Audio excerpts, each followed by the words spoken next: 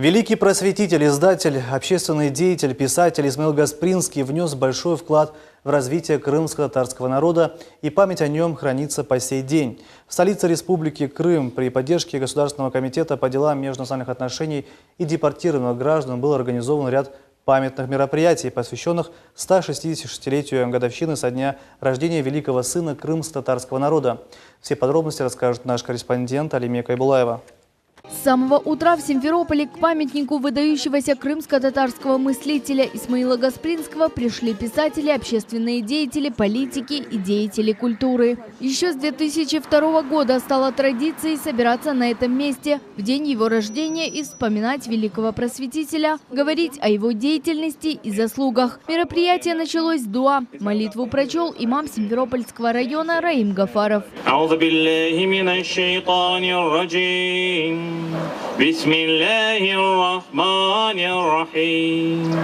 После собравшиеся возложили цветы к памятнику Исмаила Гаспринского.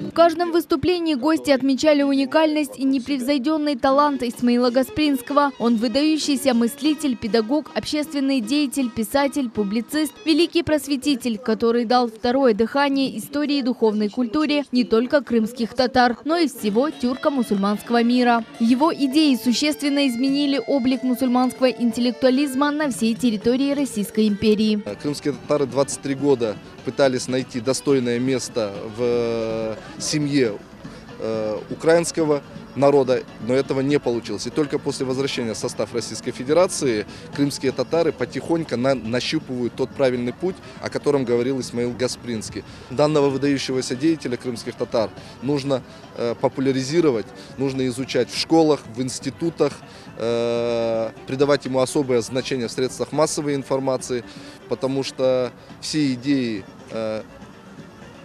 которые данный человек родил на свет, они как никогда актуальны на сегодняшний день. Исмаил Гаспринский разработал основы преобразования мусульманской этноконфессиональной системы народного образования, был издателем и редактором первой тюркской газеты «Терджиман-переводчик». Издавал тюркский журнал для женщин «Алем и Нисван», также добился разрешения на издание первого юмористического журнала на родном языке под названием «Ха-ха-ха». Позже он создал новый еженедельник, орган мусульманской фракции Государственной Думы Российской империи, газету «Миллет». Стоит отметить, что Гаспринский видел реальную перспективу прогрессивного культурного развития, решения насущных социальных и политических проблем тюркского мира внутри российской государственной целостности, в союзе и согласии с русским народом. Спасибо за то, что не забываете и сохраняете память о наших героях, таких как Исмаил Гаспринский. Вы знаете то, как писал и что писал Исмаил Гаспринский своему народу. Не сравнить, даже если взять сотню произведений разных писателей. Среди тех, кто сегодня пришел почтить память Исмаила Гаспринского, и председатель общественной организации «Карамбар-Легаси» Тумер Немитулаев. Он, в свою очередь, отметил, что преданность культуре, языку и религии своего народа органично сочетались в душе Гаспринского с большим стремлением освоить знания разных языков.